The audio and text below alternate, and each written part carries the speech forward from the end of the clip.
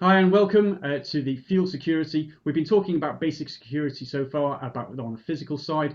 Now we're going to talk a little bit about more online, on the virtual, so how to protect you online from a potential cyber attack. As always, as we're going along through this training session, just chuck in your questions into the comments. I'll answer them as we're going along, and we can do a bit of consolidation a little bit later. But if you've got a question that you pick up, in a couple of days, in a couple of weeks, in a year's time, and you're just wondering what to do, just chuck it in the questions, and I'll answer your question straight away as quickly as I possibly can. So, how to stay safe from potential cyber attacks. This is an infographic provided by the National Cyber Security Centre in the UK, so the NCSC. This is their 5 top tips, and I will just take you through each one of these. So, the importance of backing up your data.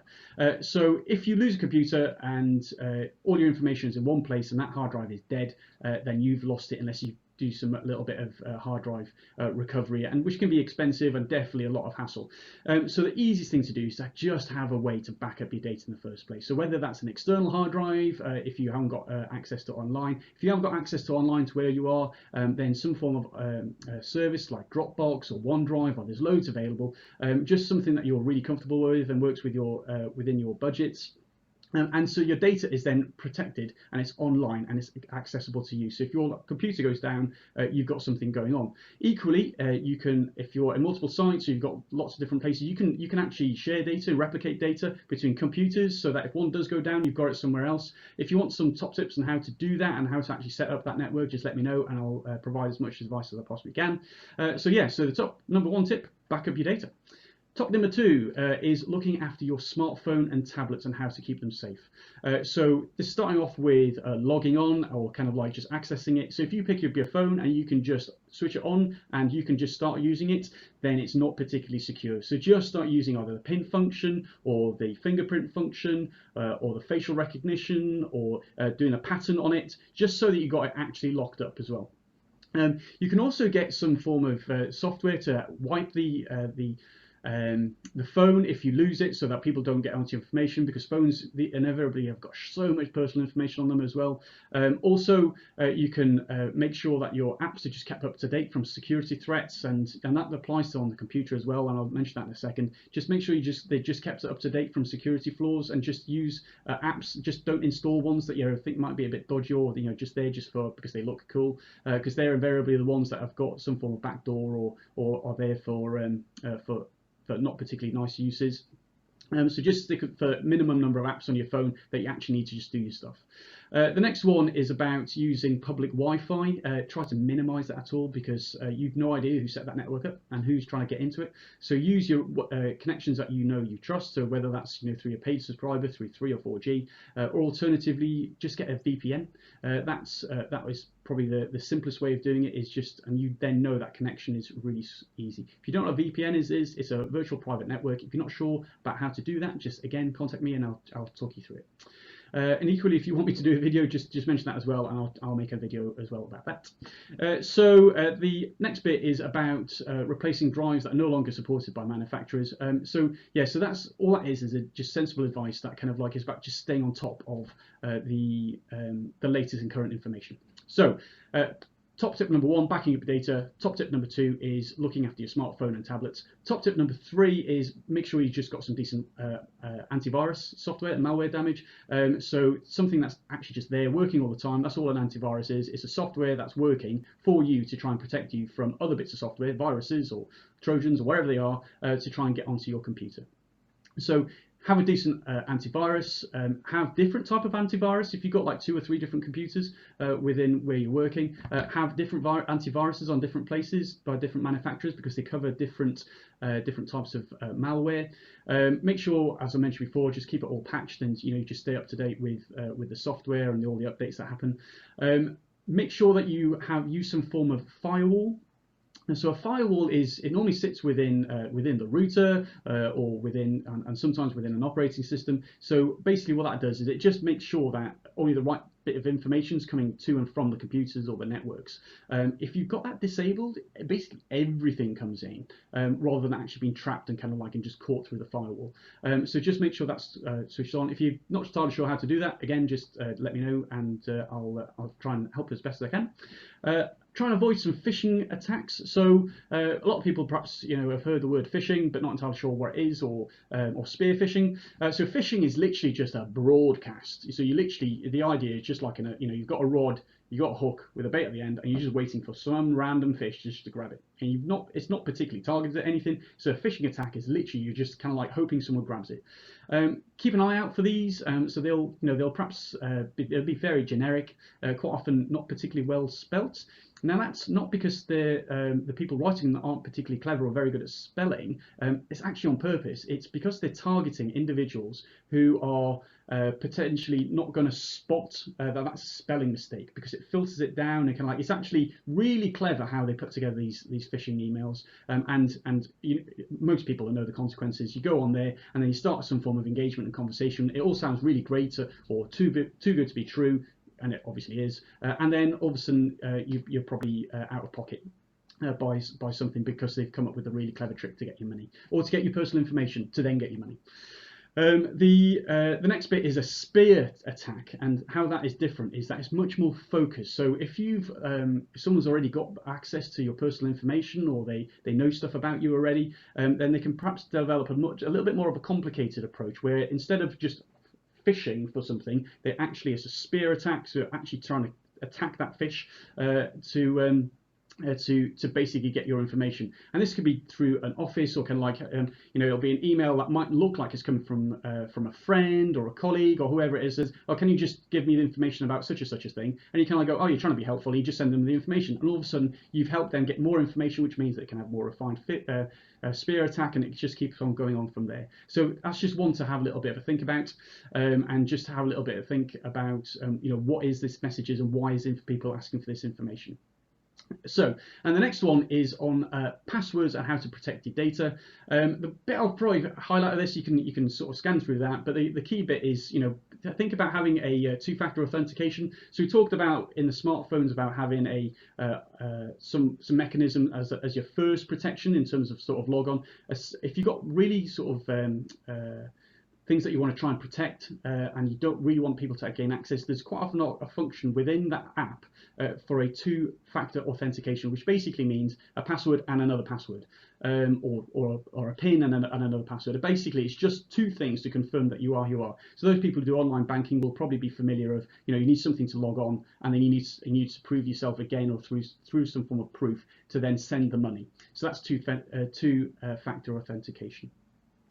Again, on passwords, just have good ones. I'll come on passwords in a second, and talk a little bit more about passwords just in a sec.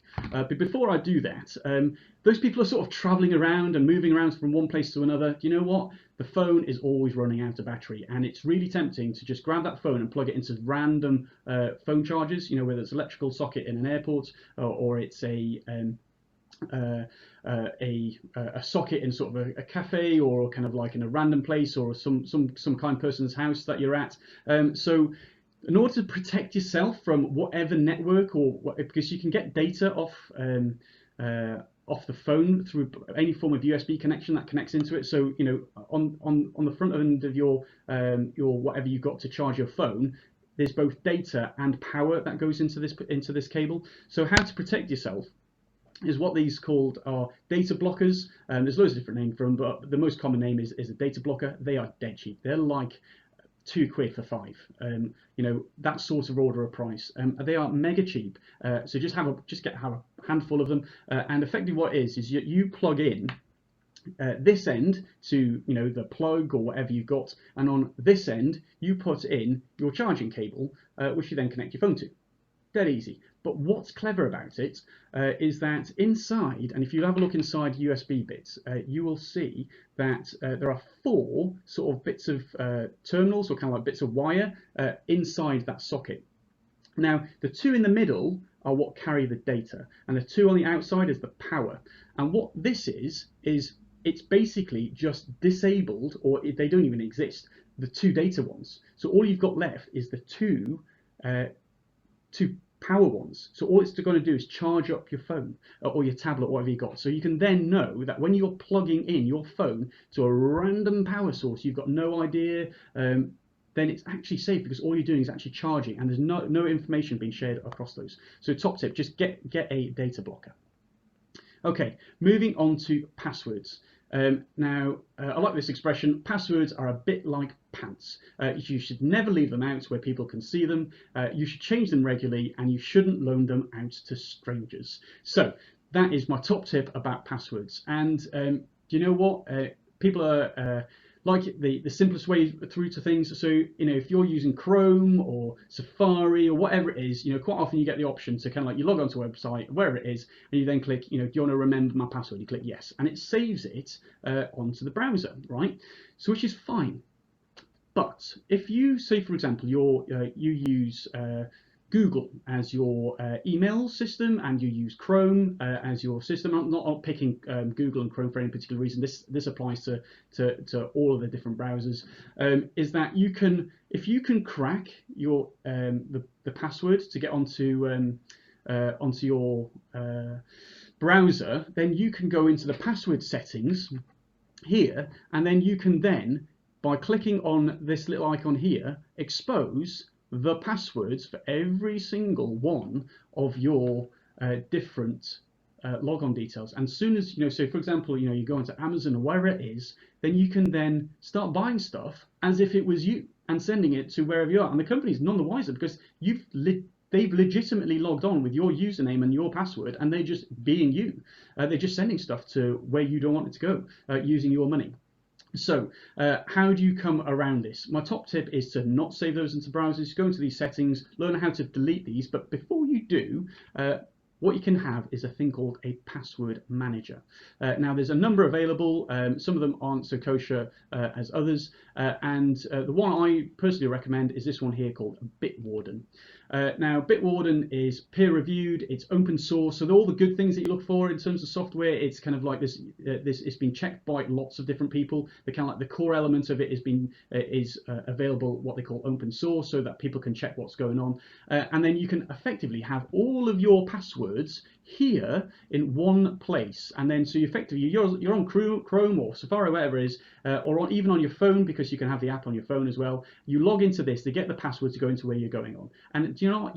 All you need to do is to log on to Bitwarden once at the beginning of your browsing session, and hey presto, it just autofills it just as it would do ordinarily using the kind of like the browser, but it's been done by Bitwarden, which is protected within itself. But how do you protect the protection, I hear you say? So just make sure that the master password for your password manager is a really big one. So mine, for example, is 31 characters long. Oh my word, that is ridiculous. How on earth are you going to remember 31 characters, I hear you say? You don't have to come up with something really, really complicated. Just pick something really easy. So it can be the favorite names you have with associated bits. So I don't know, so like a Bible verse, for example, like Jeremiah 23 or whatever it is, and you just combine kind of like words and names and stuff like that mean stuff to you, but by adding ones and twos and threes and fours of these little bits, you can actually make something really quite long. If you know a different language, mix different languages inside there, and all of a sudden you can end up with this really long password that's actually really, really easy to remember. And then the other bit is, once you've got your password system going on, do change them on a regular basis, probably about every 6 months, just to make it easier for people, just to make it harder for people to crack where you're trying to protect. So that is the passwords bit. So hopefully that was useful to you. Again, I'm a big fan of not having to bother writing shed loads of notes. If it's useful to you, please add the subscribe. If not, there's no pressure whatsoever. Or if you forget what was going on, you can ping me a link, whatever, and I can give you information. So that is the end of the basic security module. The next thing we're going to talk about is med and hygiene, and I shall see you then.